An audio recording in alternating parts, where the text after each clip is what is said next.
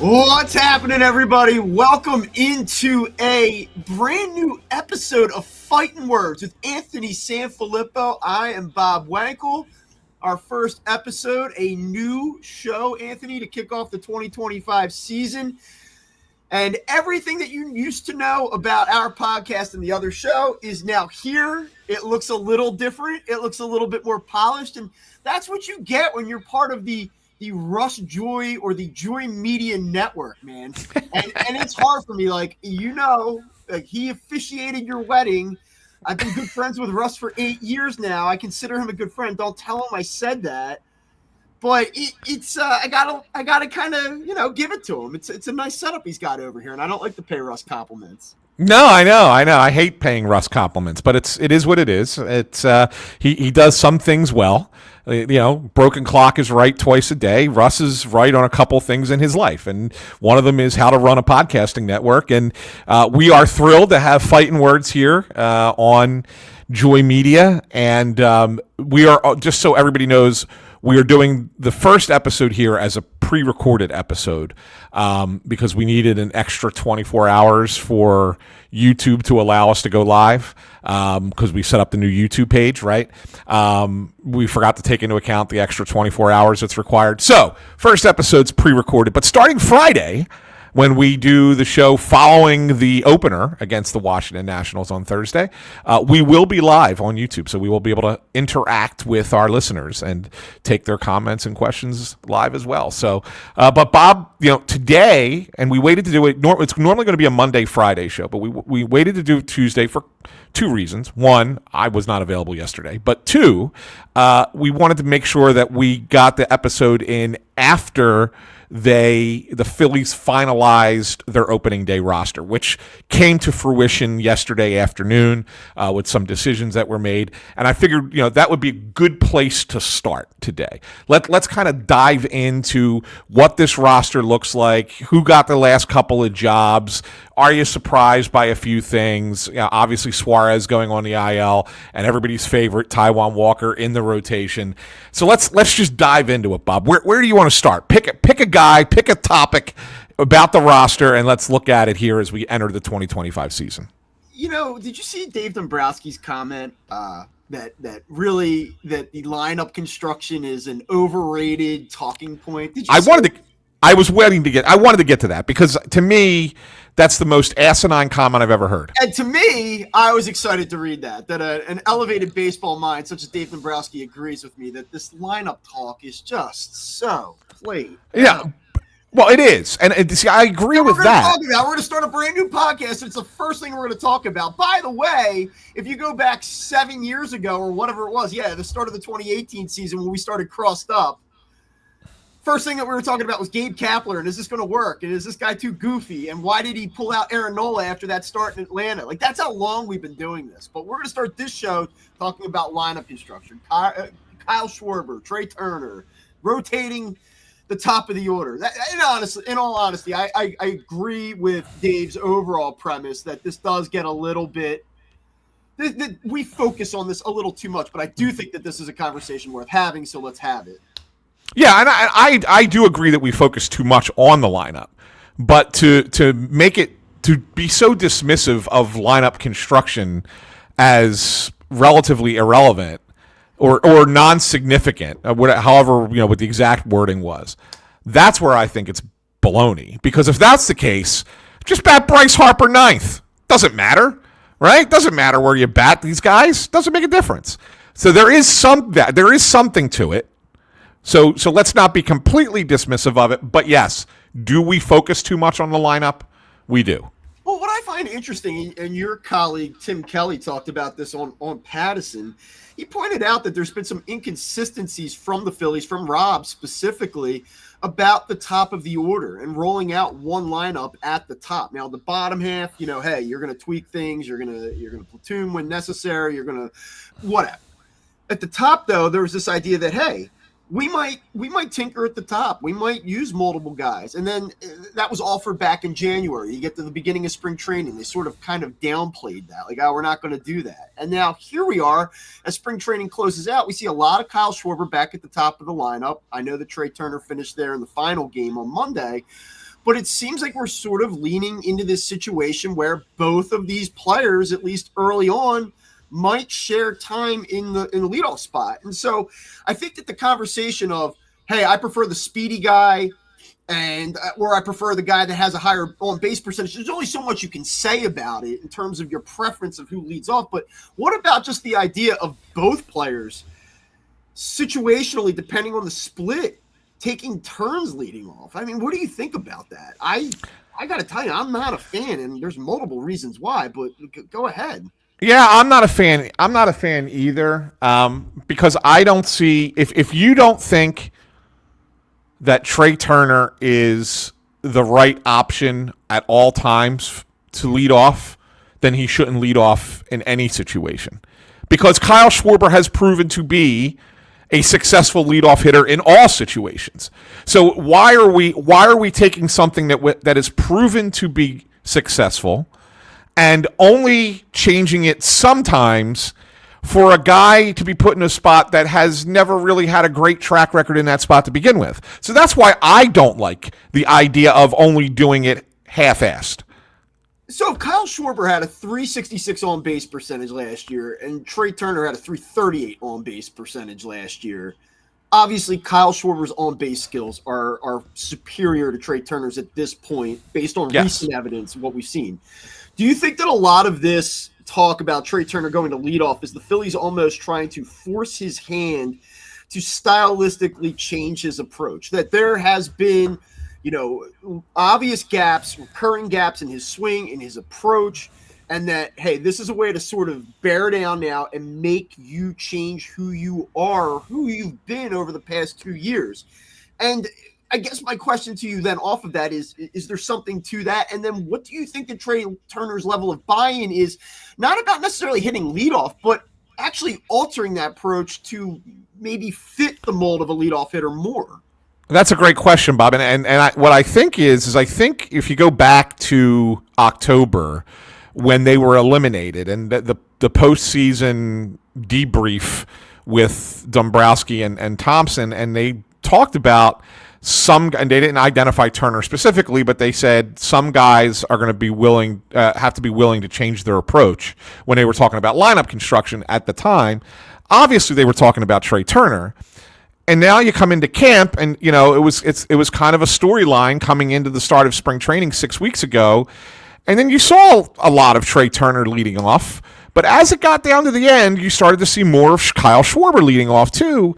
And maybe the thought is Trey's not where we need him to be in that adapting their approach to what we need. And so therefore we have to keep our option open to not have it be Trey Turner. And so we want to keep Schwarber getting those leadoff at bats so he's back into that comfort level. Based on Trey Turner's spring, that there was some skepticism or concern as March progressed where they said, yes, this is the same guy, and he's probably going to heat up at some point and go crazy, and that's going to be awesome. But no, we have not seen that fundamental shift in what we would, or not fundamental shift, but improvements. Pitch recognition, discipline, drawing more. You just don't think that they've seen enough to really be there at this point. Well, let me ask you, Bob. Just because you know what my opinion is at this point, but with your untrained eye.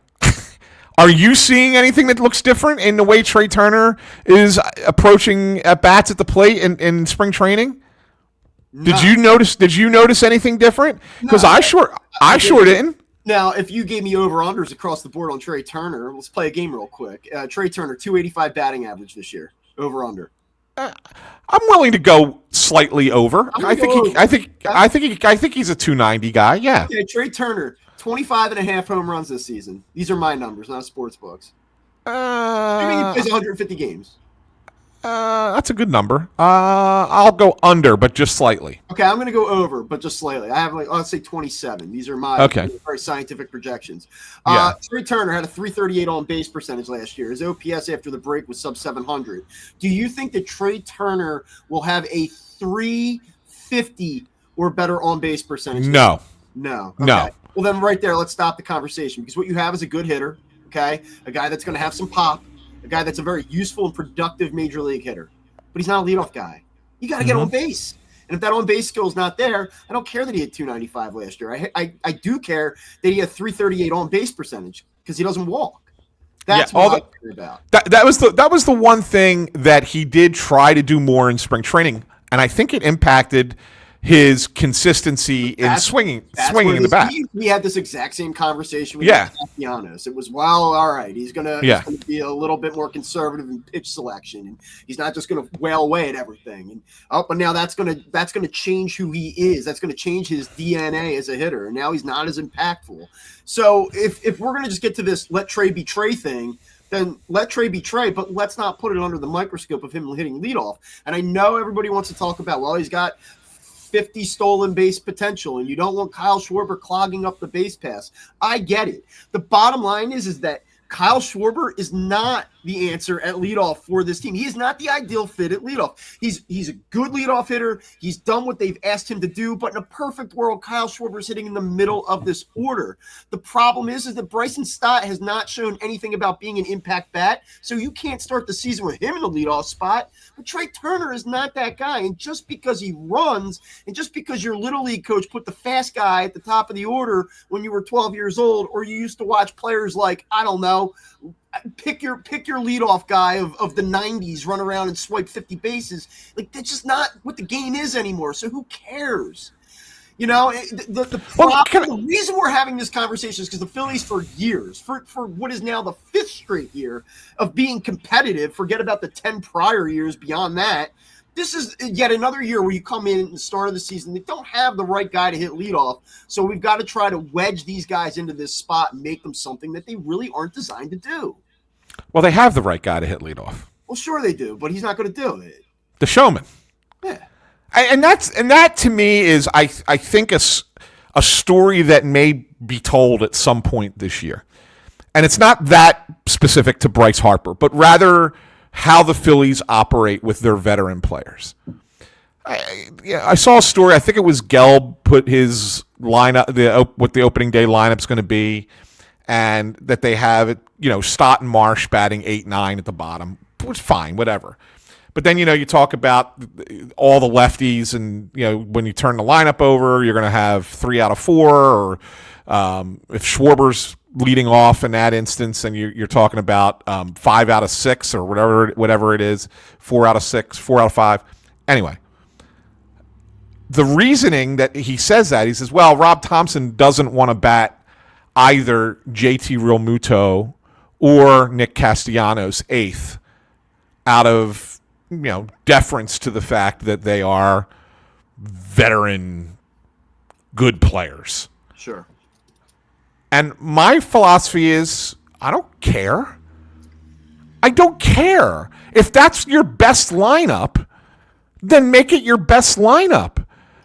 Like what? Like are you suddenly going to sulk around the clubhouse because you're batting 8th and not 7th? Like what's the difference? It leads to a larger question here. We spent some time talking about the fans' psyche coming into this season, and where are the Phillies themselves at as a clubhouse? Is there that urgency? I know that they're not really making it as much of a talking point to be like championship or bust.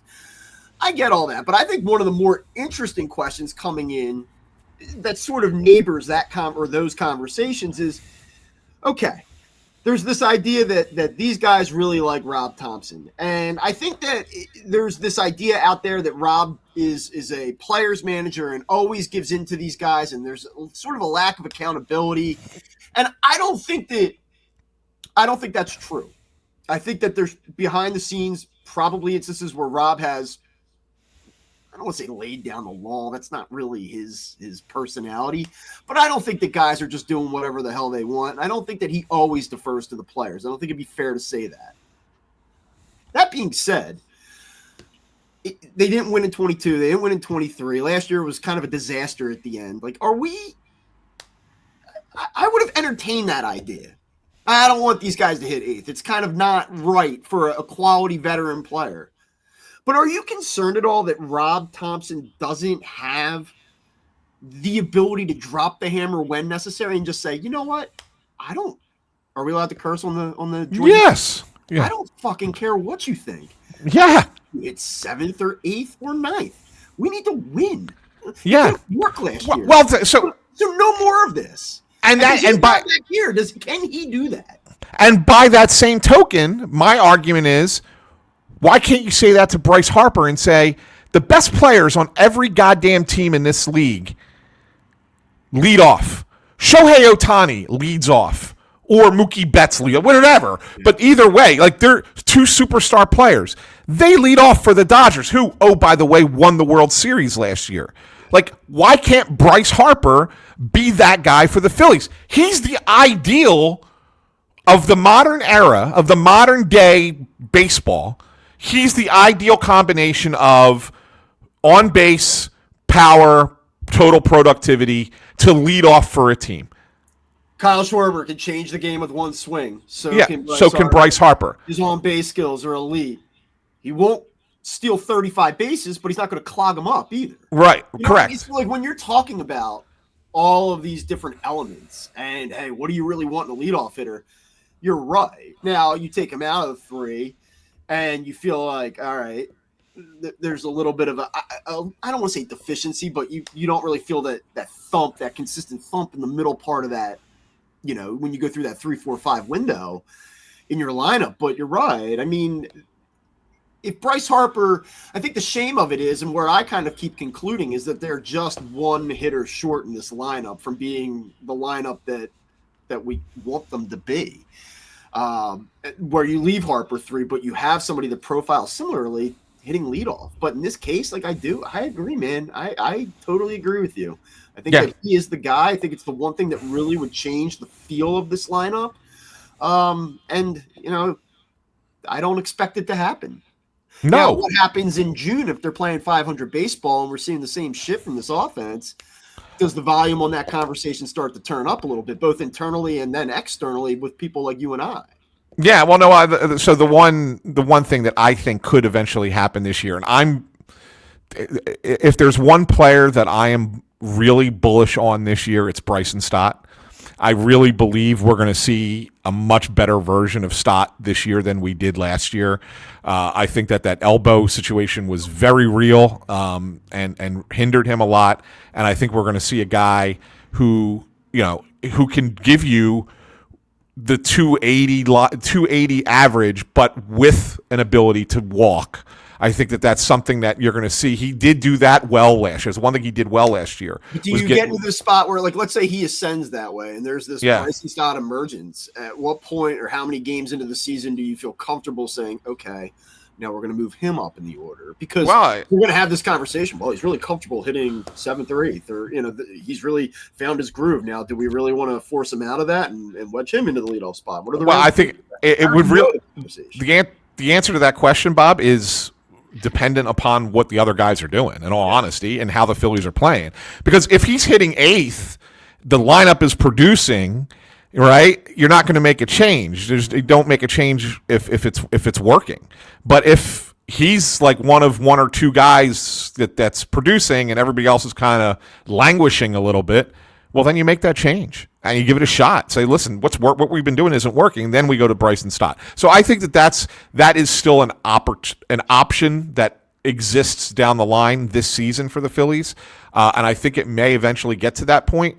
But it's certainly not going to be something that they do first 6 weeks of the season. No. The other thing that is a little bit strange, and I don't know if last season Kyle Schwarber's, certainly his approach changed, his game plan at the plate changed.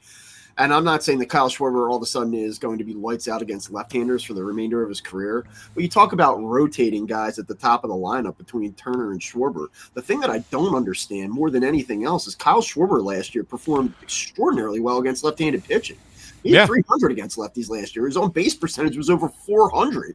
He had an 898 OPS against lefties last year. Now, granted, Trey Turner hit 324 against lefties, but his on-base percentage was only 363. It was 40 points lower than Kyle Schwarber's. I guess the thought process is, and this is me trying to play because I'm in agreement with you. This is me trying to play the devil's advocate in this.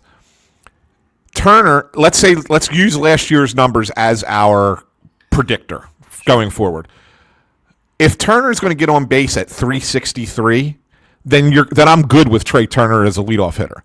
And in that case, putting Schwarber down into a more run-producing spot in the lineup will elongate the lineup. So you would sacrifice a 400 on base percent, again, just using last season as a predictor, and that can make us like idiots very quickly. Yeah. But you would sacrifice a 408 or 407 on base percentage in exchange for 363 to get Schwarber's power back behind Bryce Harper somewhere in the lineup. Yeah, I would, because to me, a leadoff hitter, your best leadoff hitters on base are 350 and up. Mm-hmm. Below 350 to me is not worth crowing about. 350 is good. 360, 365, 370. Now we're talking, okay, that's really good. And if you're going, of course, over 400 is elite. But I still think Schwarber can give you that. But if he's going to hit that home, if you're going to get on base 36% of the time, and Schwarber's going to come up with somebody on base and get that home run, I think that there is a marginal positive difference for the team. So if in that vein, I'm okay with it. But that's telling me that Trey Turner is going to get on base at a 363 clip against lefties, which I'm not convinced is something that's going to happen this year doing it full time. Right. Okay. All right. I think we've sufficiently done the lineup thing, right? The top of the thing. And I'm sure that there's a lot more to talk about with this lineup, and I can't wait to get some games under our belts here so we have some data points to actually look at and break down and discuss. The other big roster development here, and we'll get to Cody Clemens and the, all the other moves here shortly. But the other big thing that we just have to talk about again, and I'm super excited to do this, is Taijuan Walker is on this roster. And not only is he on the roster, he's going to be in the starting rotation. He's going to start the 6th game of the year, which is the finale against the Rockies, which will take place next Thursday afternoon at 1:05. And I say that sort of as a public service announcement for those of you that are thinking about going to a game down there next week. Just know your probable pitchers, I guess. And I don't want to be mean here, but we got to also keep it real, as they say. I'm going to just say something that hasn't been said before a million times. We know the Taijuan Walker deal here, right? And there's nothing that I can say that would blow you away, I guess. But Taijuan Walker's final 10 starts last season, 10 starts. You know the Phillies' record in those games? 0-10. That would be 0-10. And I would just offer you this. We talk about the Phillies' inconsistencies down the stretch last year, and there were plenty, and a lot of it was offensively focused. And I'm not going to pin Taijuan Walker's lack of performance as the sole reason that the Phillies struggled. But if you would have gotten something even league average in there that would have won 30%, 3 of those games, Phillies are a 98-win team. Phillies go just 500 in that spot, and they're a 100-win team. And you say, well, who cares? Because of the end result. And Taijuan Walker didn't finish or figure into that end result because he wasn't a factor against the Mets. True enough. But for a team that was really struggling to find its footing and find some semblance of momentum going into October, I think putting that guy out there once every 5 days really hurts your ability to do that and find your footing and get on a roll. And when you show up to the park going oh God, we got to do this today, which, I'm sure all those guys really like Taijuan Walker, but they're in your heart of hearts, deep down inside, probably not winning this game today because this guy's not going to give us a shot. So now here we are again to start the season doing this. I'm not necessarily worried about the 3 or 4 starts that he might have to make in place of Ranger Suarez in April. Maybe I am. But the bigger problem is that you just look at it. You said it to me before the show started. His numbers this spring are worse than what they were last year. His final of 14 appearances last season, he had an 8.05 ERA. Opponents hit 323 against him with a 3. You just talked about on-base percentage being elite. 391 on-base percentage opposing hitters had against him in his final 14 appearances with a 1.012 OPS. I know he's making $18 million this year. I know he's making $18 in 2026. I get it. I cannot believe we are doing this again. I just can't. And then what he did against the Yankees 2 times ago to wrap up spring, I know he had some momentum. Terrible against the Yankees. He was horrible to start the game in the first 2 innings yesterday. And kudos to him, I guess, for getting through the third and fourth. Stop me if you've heard that before. Well, he was terrible in those first 2 innings. He absolutely buried the team, but he did give the team an extra 2 innings of scoreless baseball after they were bludgeoned to death early on. Well, I mean, dude. It's the same story. And I'm not going to sit here in any way, shape, or form call the Phillies cheap. They're not cheap. Look at the payroll numbers. Spend a lot of money. This team spends a lot of money. They're seriously doing this again? You seriously couldn't find a way to not do this? Come on. Yeah. And there are ways to not do this. There legitimately are ways to not do this. And the fact that they're going to do this again is absolutely, I'm beside myself. I really am. And I looked at the egg on my face. It's April 30th, and he takes the ball 3 times, and he gives you that run of games that he gave you in, I think, late June, early July of 23, where like he had 5 or 6 starts where he was like one of the best starters in baseball for 6 weeks. Please go ahead. And then a month from now, I'll be like, man, Taiwan, brother, you're the man. And I was totally wrong. But it's not even about what's going to happen. It's like that we're at this point that it's going to be allowed to happen. I looked at the games that he's probably going to start, and he is going to start against the Rockies, who are maybe the worst team in baseball, if not the second worst. The Marlins are right there with him. He's going to probably get a start against the Marlins later in the month. And in between, he's going to have to pitch in Atlanta and here at home against the Giants. 3 of those 4 starts at Citizens Bank Park.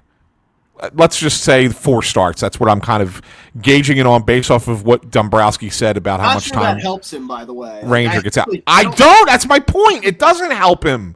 It doesn't. He'd be better off starting all 4 games on the road. Yeah. Seriously. It doesn't help him because he's got to be so good to not. Every mistake pitch he throws is going to be under a harsh spotlight. And the crowd has zero patience for it. And you're putting him in a bad spot. You're putting him in a tough position that he has to deal with that added pressure when he's pitching games that you want him to win, even against bad teams.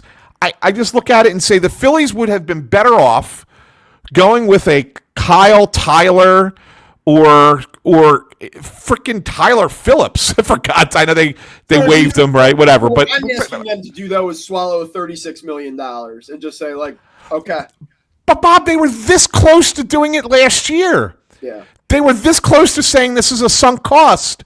And then they figured out a way to kind of keep him. And look, okay, fine. I had zero problem bringing him into spring training. Who knows? Pitchers get hurt on other teams. Somebody might get desperate. You can move Taiwan Walker, whatever, if he's pitching well in the spring.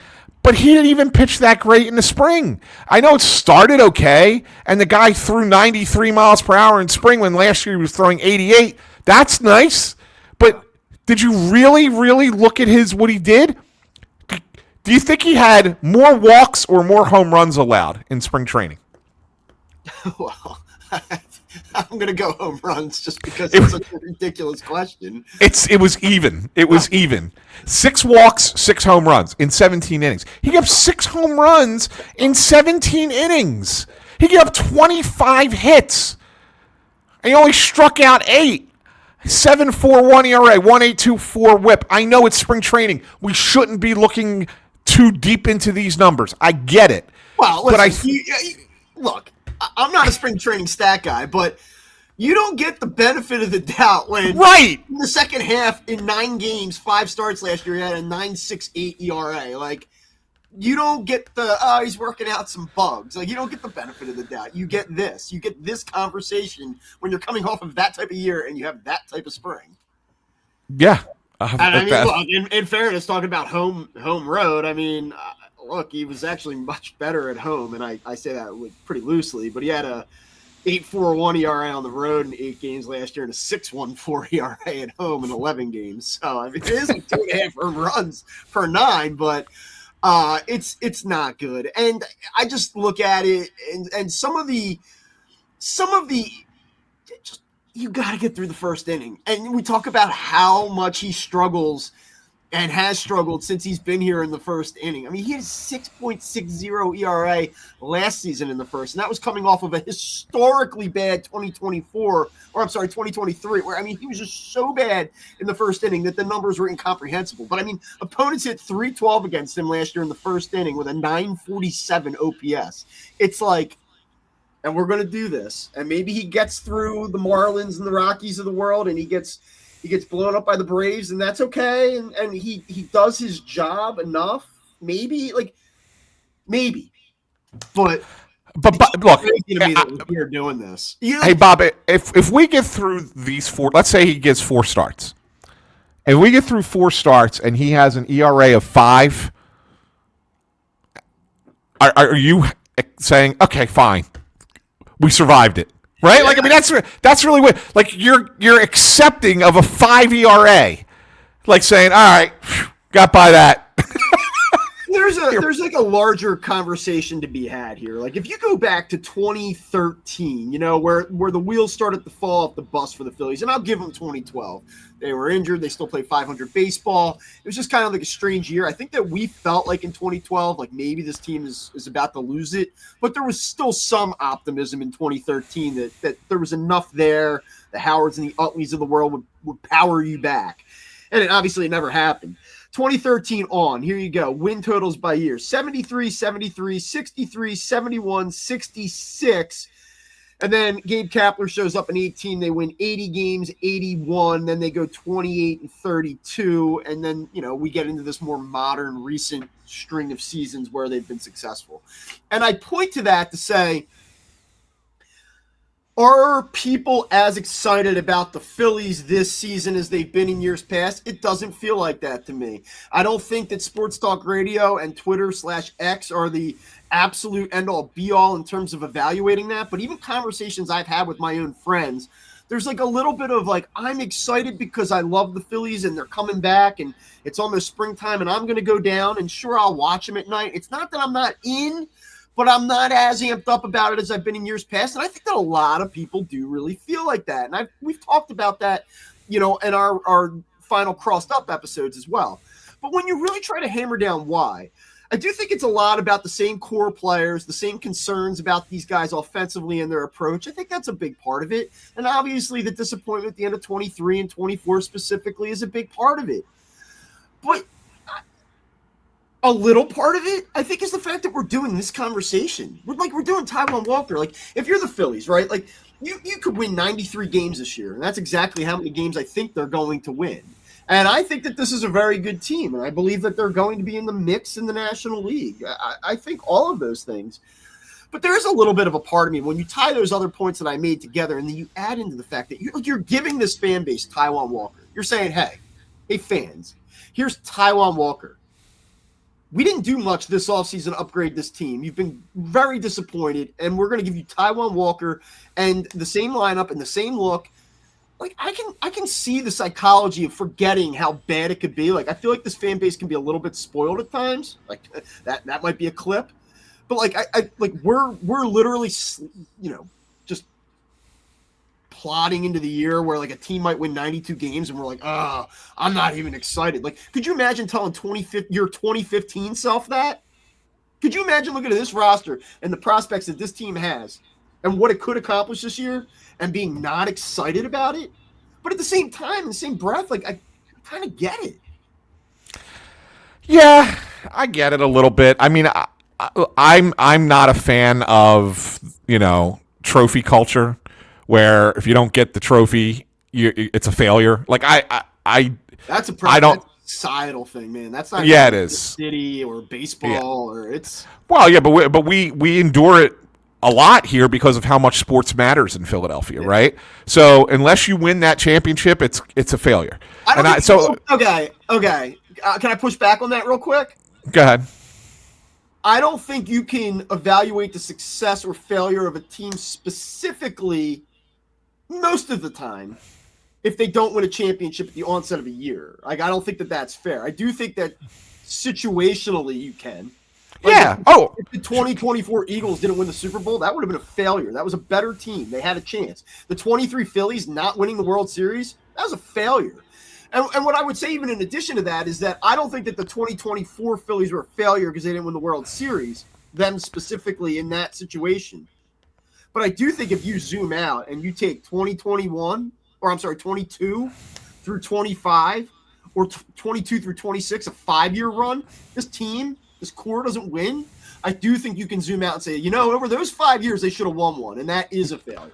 Yeah, and that's exactly what I was going to say. Like I need to look at things more in an era of a group of players, right? And sit there and say, how did that team do?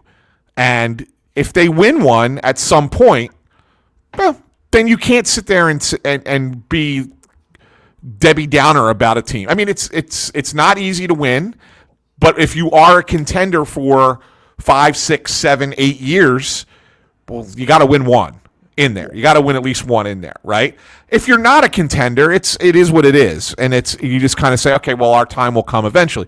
But once you hit contender status, however long your window's open, you can't sit there and say, oh, well, I'm not buying in because they've let me down the last couple of years. If that was the case, every city would never be interested in their sports team. Right, because teams let you down. 31 teams let you down every year. Right, I mean, it is what it is. It's the way the championship process works. You got to get one at some point, and I'm in agreement with that. And it might be now, but that doesn't mean you when you're in the middle of it, you say, I'm out because I don't feel good about it. That 5-year run with the Phillies with the Utleys and Howards and all of that. I mean, look, 09, 10, and 11 were huge disappointments. But again, you zoom out, you say, well, we have 08. It could have been more, probably should have been more, but at least they had 08. And so now all those guys are revered for all eternity. They didn't win in 08. We look at this in a completely different way. Correct. Interesting. This is how much I think our sports culture, maybe at a higher scale, but certainly in Philadelphia, has evolved over time. Let me give you another 5-year run, but this in the NFL. Let me tell you if you'd be interested in this resume of games, this block of games. And I think you'll know what I'm pointing to once I get through it. 5, 10, and 1. 7 and 8. 10 and 6. 11 and 5. 10 and 6. That's it. In each of those 5 seasons, not a single playoff win. Is that a memorable stretch? Is that a stretch by a team or a franchise that you would think would be celebrated 30 years later? That's the Buddy Ryan era, correct? Buddy Ryan Eagles. Yeah. And, people could take it for what it was worth. Not to say that it wasn't frustrating as hell to lose a game in the fog in Chicago or to see Randall get hurt against Green Bay when you have an all-time defense. But, that huge disappointment. And that's one of the more celebrated teams and stretches of this city's sports history. We would never go for that now. Never go for that. How about if I gave you 9 and 8, 14 and 3, 11 and 5, 14 and 3? If I give you that stretch of 4 years, and then with 2 Super Bowls mixed in, prior to winning that last season, we're going to fire the coach. It's crazy. It is. Time, man. I don't know if it's a Twitter thing, if it's we have streaming services and our attention is too diluted, and if we don't get perfection, we have zero tolerance for it. I don't know what it is, but it's different now. It is. It is. I don't hear, oh, buddy, you shoved it up the Cowboys. Yeah, I don't want to hear that.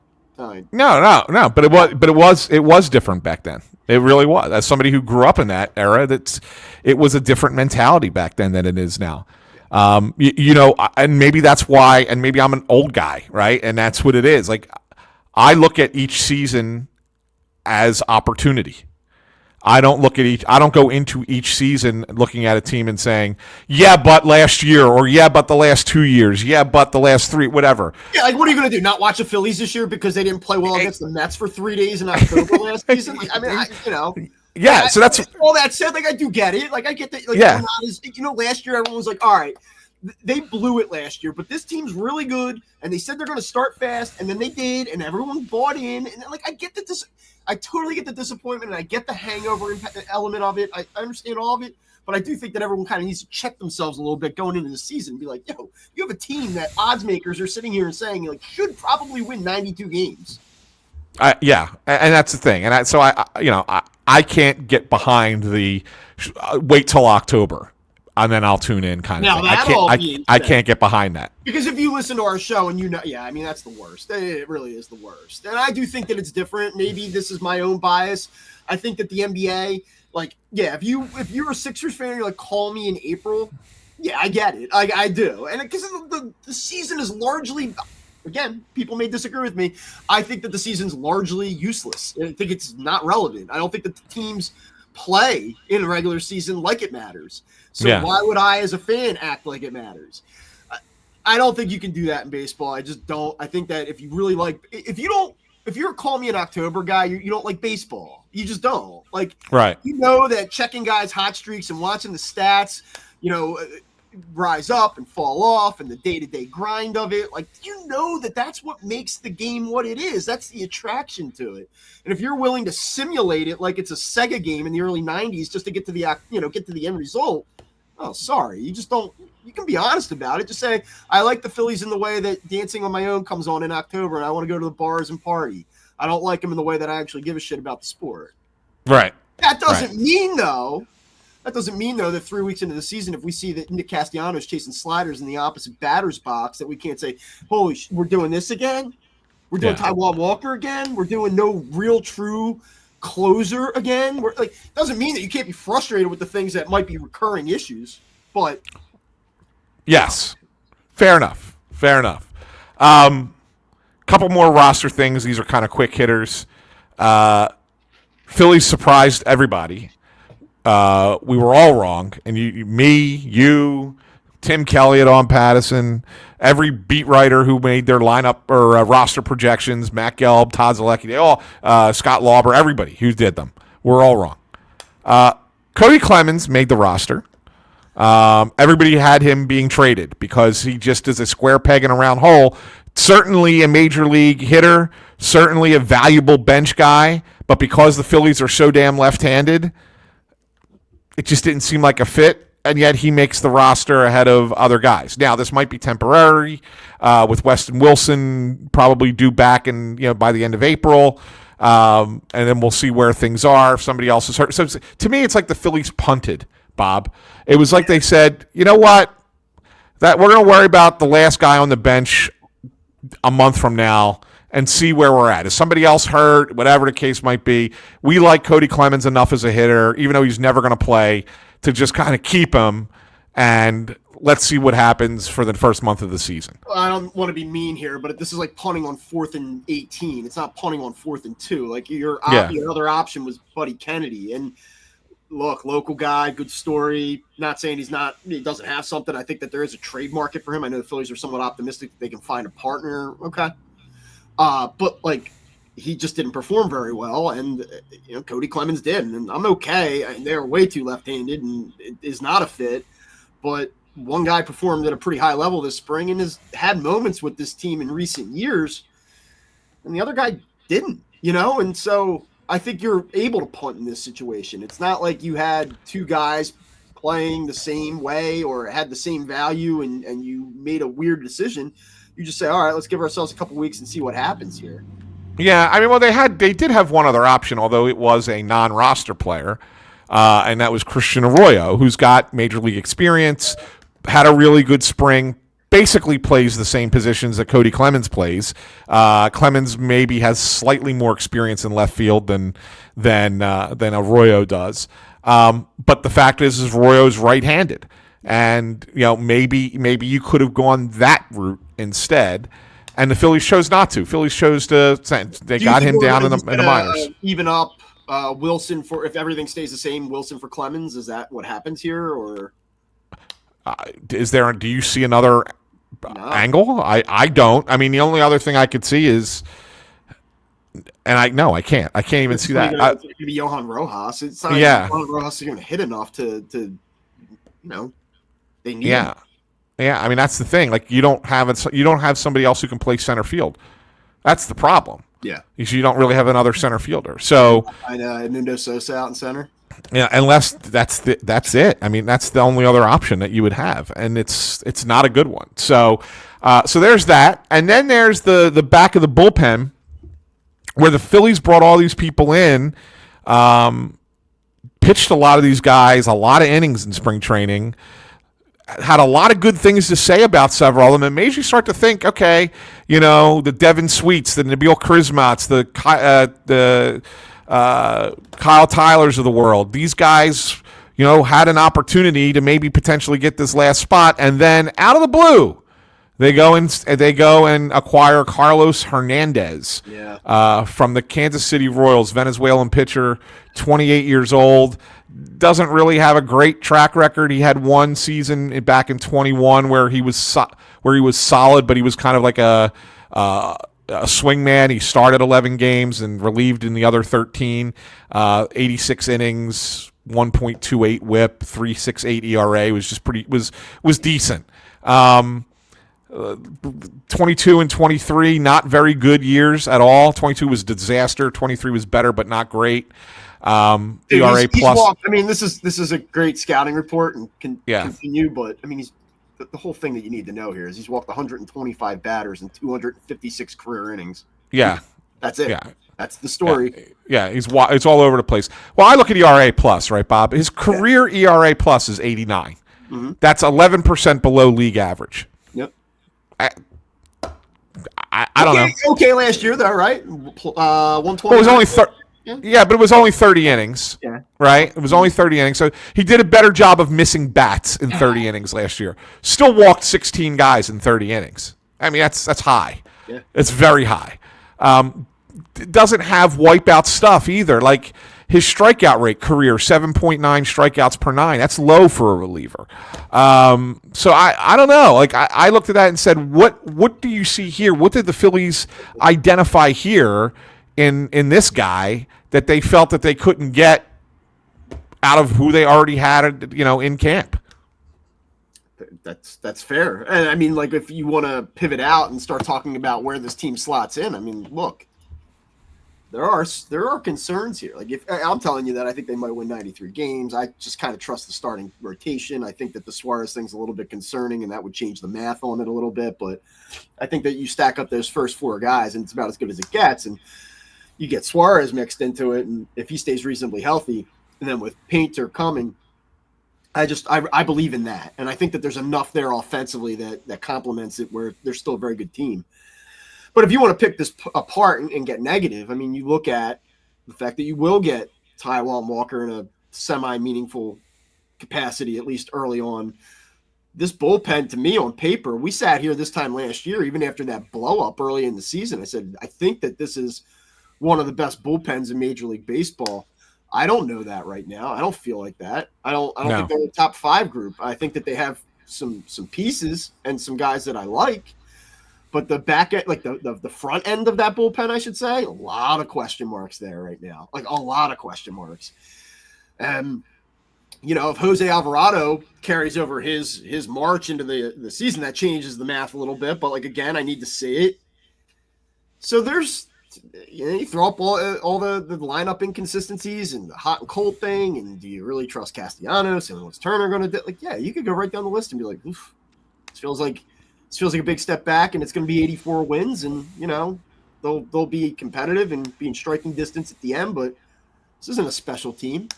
If you're there, okay, I can't tell you that that's insane. Yeah, no. I was just a little surprised. I thought look. I think that this bullpen is okay.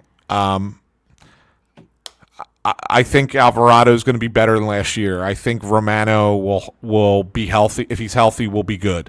I do worry a little bit about Strom. I like Kerkering. I think Kerkering will be better. But beyond that, like you said, I don't love the rest of the bullpen. Joe Ross is... Yeah, so you go Ruiz, Ross... Yeah. Tanner Banks. Tanner Banks, who, last year was... I guess. Yeah. There's It's not a super inspiring group. In fact, like of all the criticisms that I have of the Phillies coming in, it's this. It's that okay, you didn't want to go out and sign some megastar. Like that's totally reasonable. Where you're at payroll, you don't want to jam yourself up for future years. You want to create flexibility. Okay, you could have done more here. Yes. The passive offseason, I have no issue with in a big picture way. This bullpen, I felt like was not approached the way it should have been. Like you could have done a much more here, and I think that it's going to show up early on. I do. Well, I think it's going to be a problem in April. And here's the one thing that I'm going to throw back at you on this, because I agree. I don't think they did enough with the bullpen, but I'm trying to justify. I've been sitting around thinking, well, why would they do it this way? Aside from the money situation, you don't want to sign anybody to a 3-year, 4-year deal, big money, and you're over that top apron to begin with. I get it, but why wouldn't you? So let's say we get to June, Bob, Father's Day week. Let's say roughly. This is my prediction when Andrew Painter's going to come up, and Painter's here. Now let's say your starters are healthy. Yep. Okay. Take Walker out of the equation, but let Wheeler, Sanchez, Nola, Luzardo, Suarez, they're all healthy. Okay. It's time for Andrew Painter. What happens? Well, I mean, the obvious thing is Ranger Suarez. Ranger can give us multiple innings, and it's not just we can be a little bit thinner out there because he can cover multiple innings, and he has that versatility to him, and all of that, and that's great. I'll just say this again. I pointed this out, I think, on Crossed Up the last show. Ranger Suarez free agent at the end of the year. I don't think you or I think that the Phillies are going to re-sign him. How excited is Ranger Suarez going to be in a contract year going to the bullpen to be a swingman, versatility guy, cover holes in the pen when we're a little bit short? I don't know. Yeah, that's the only thing I can think of that justifies this approach. Okay, but I think that's a gamble in as much as anything else, right? I mean, I think that's just as big a gamble as anything. I don't understand it.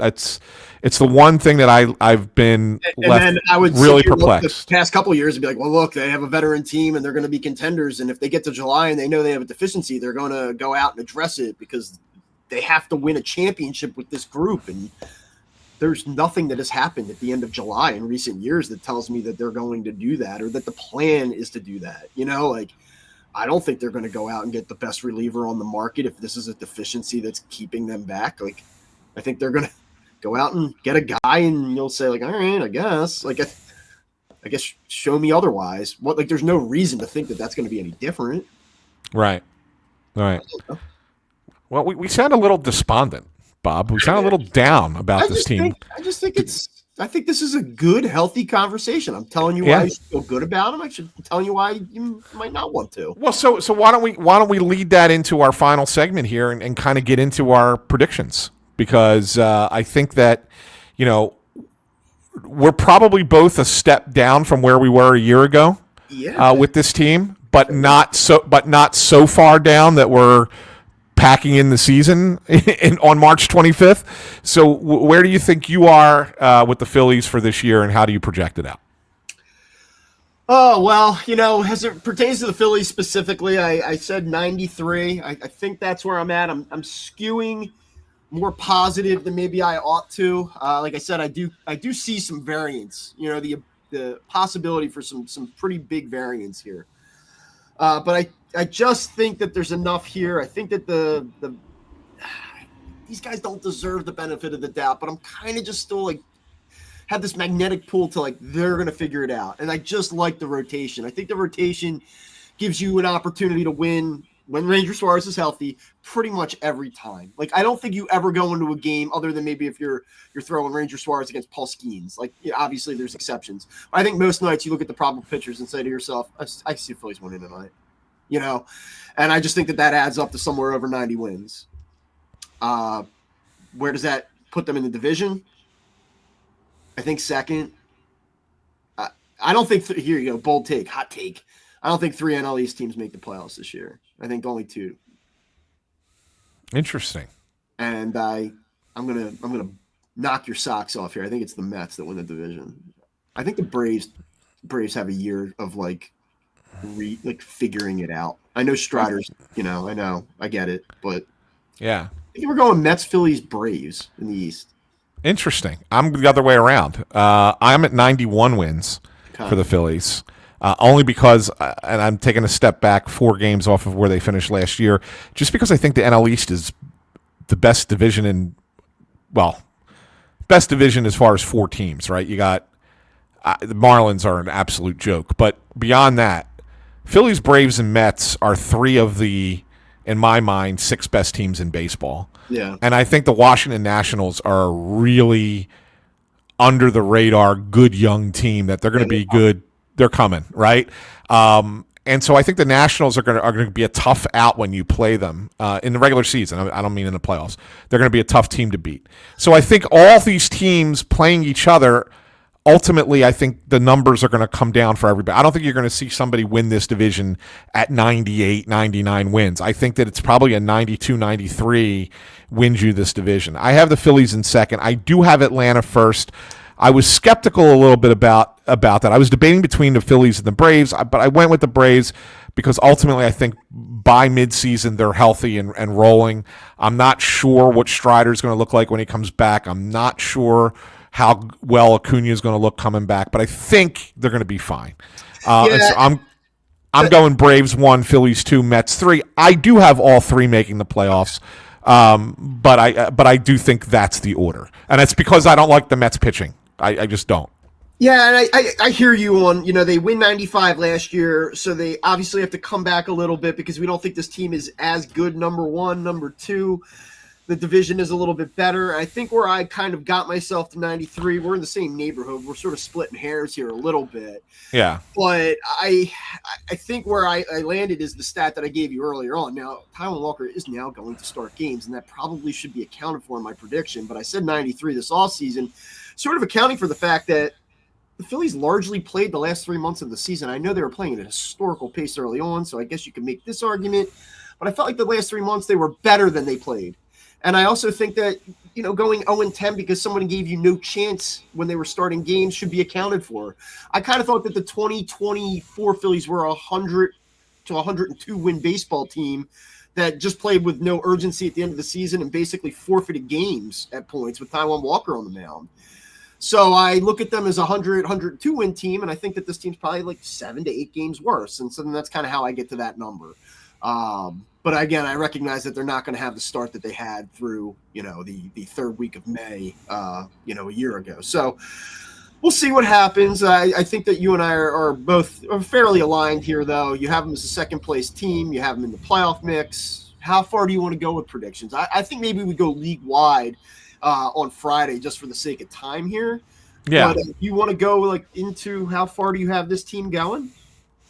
I think the Phillies can reach the NLCS. I do not have them going to the World Series.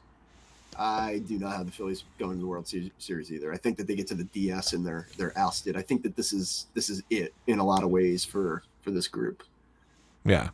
I think they can get to the NLCS. Yeah. It really depends on who they match up with in the second round, to me. The Phillies... I don't think that the Phillies... here you go. I don't think that the Phillies are going to get by the Braves in a playoff series this time. If that were to happen, I'm telling you, I'll have Atlanta in, but I just don't think that this team is good enough to do this again to the Braves. And look, I know you look at everyone and well, how do you bet against the Dodgers? I'm not going to pick the Phillies to beat the Dodgers. I'm not going to do it. If they can do it, great, but I'm not picking that. Yeah. So I have them losing the NLCS this year. So, I'll give you one hot take, though. All right. I was going to do all my hot takes next time, but go ahead. I'll give you one hot take. Yeah. The 2026 starting outfield for the Phillies is 3 completely different players than the 2025 starting outfield for the Phillies. I completely agree. All 3. Yeah, I totally agree with you. Yeah. Totally agree with you. So. Thought it should have been this year.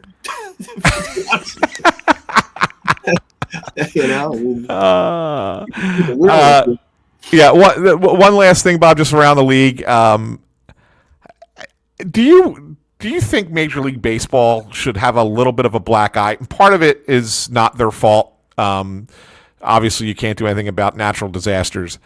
But is it a little bit of a black eye that they have two teams this year playing in minor league parks, and the situations are really bad? Like I looked at the thing in Oakland Oakland. I can just keep saying that. The Athletics in Sacramento, where they're worried that the turf is so bad there that they had to go and get like this backup turf that they have ready to go in because they feel like it's going to be shoddy by mid-April and it's not going to be major league quality. And so they're going to have all kinds of turf issues. And then you got the Rays playing in Steinbrenner Field, and the Yankees are giving them no help at all, like with rebranding. And they're putting up all these plastic Rays signs up and everything. It's going to look really bad. That ballpark plays really small as it is. And then secondarily, now you got to play in Florida in the dead of the summer outdoors. I know they front-loaded that schedule with a lot of home games. Yeah. They tried, but there's going to be scheduling fiascos all over the place, I think. Like, couldn't they have come up with something better than this? Yeah, I don't know. I guess that's the question. What is the alternative, especially as it pertains to Tampa? What do you do? It's not a great look. I will say we survived the baseball COVID thing. That was weird. It was different, and we're okay after a season, and you get back to normal. I guess the only other thing I can even think about in recent years in the NFL was the Vikings, I want to say in 2015 played at the University of Minnesota. Yeah. On campus outdoors. That was sort of a disaster. I believe that there was a guy's name, Blair, the kicker. It was like a 21-yard field goal to beat the Seahawks, and it was like a bowling ball, and he missed it. So, I mean, we've seen teams in temporary homes before in other leagues, but no, it's not a good thing at all, and it's going to feel cheap and not worthy of the Major League Baseball product and all of that. Yeah, I think that's a valid concern. I just don't know. I don't know propose an alternative. You can't put them on the road for 162. So, well, what you could have done is you could have given them a temporary home where there is a Major League caliber stadium. It might not be in their town. Right? I mean, A's are vagabonds. The fact that they allowed it to go to Sacramento, where they're going to be for 3 years playing in a minor league park. Baseball probably could have stepped in and did something about that. They could have done that. They could have done something about that. The Rays, you didn't really have an option. But look, the Rays don't draw in Tampa as it is. Yeah. So what harm would it have been to have them play in another major league town with a big stadium that could have been converted into baseball? Well, what do? You put them in Miami? Well, I don't know. Maybe not Miami. Maybe you put them in New Orleans, or maybe you put them in Nashville, where you're thinking about expanding to, right? I think if you had, I don't know the logistics or the operational side of this. I think if you had 2 years to do it, like say it was what had occurred, and you're looking at the 26 season and you didn't have a viable solution, then I think that you have enough time and place where you could do that. I just don't know if you can open up another city where nobody's anticipating that and saying like, hey, you're going to house this team. That's tough. But I don't know. Yeah. Like I looked at it and said, you're thinking about expanding. If you're thinking about expanding, what better way to do a test run than to have a one season the National Rays play there and see see how the crowd takes to it. Right. I mean, that's what I would have done, but that's just me. Yeah. Anyway, that was my one last thing for today. Very good. All right. Well, now listen, I got to be honest with you. Where do I point people to make sure? Listen, we're on the old X app. First of all, here's the easiest thing. We have it scrolling on the bottom of the screen, so you can read it, Bob. Right? If you want to do it, you can just say where they can find us on YouTube. Right? If you want to wait, it'll scroll back. It's a little slow scroll. Yeah, you can never miss a show. Well, when you go to YouTube.com. /Phightin Words is at Phightin Words. You need the little @ symbol in there, and then you can subscribe to Phightin Words on YouTube and click the thumbs up. And also get us on Apple Podcasts, Spotify, Amazon Music, Pandora, wherever you get your podcasts. And we're still on Twitter. And if you were following the Crossed Up Show account, it's just been changed over, but it's now @Phightin Podcast. Again, PH on Phightin. And we'll have show updates for you and links to everything on there as well. Great. All right. You did good. That's right. So that's it. That's the first Phightin Words podcast, first episode of Phightin Words. We got through it. We did good. Very We did good. exciting. We will be back on Friday after the Phillies opening day game on Thursday afternoon against the Washington Nationals, and we'll talk to you then.